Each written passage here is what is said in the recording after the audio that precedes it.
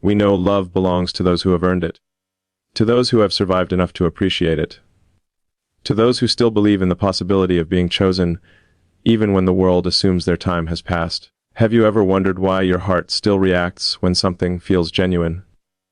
Every time I imagine you listening to me speak, I imagine a woman who has lived 50+ years, but whose heart beats like someone who still knows hope.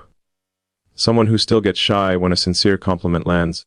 Someone who still blushes when she feels seen.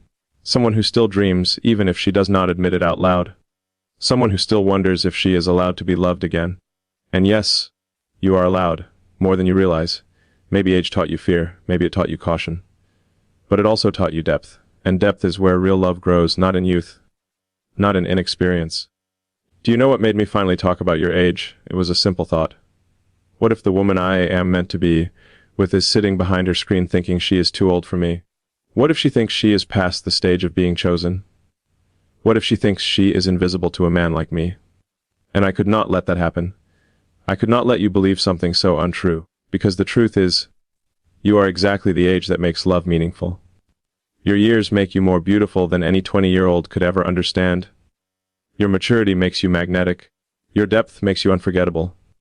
And your age makes you perfect in a way the world has no vocabulary for. But there is still something more I need to say. Something I want to say carefully. Because it leads to the next thing my heart has been waiting to admit. Something that explains why your age matters in the most unexpected way. Something that might make everything finally make sense. When I said out loud that my future wife is 50+, something inside me softened even more, because it felt like I was no longer hiding the truth that my heart had quietly accepted long ago.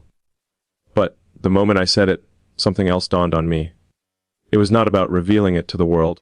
It was about reassuring you.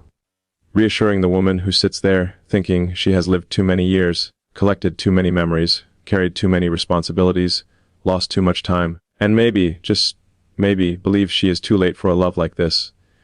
And I keep wondering why people convince themselves that the best years have already passed.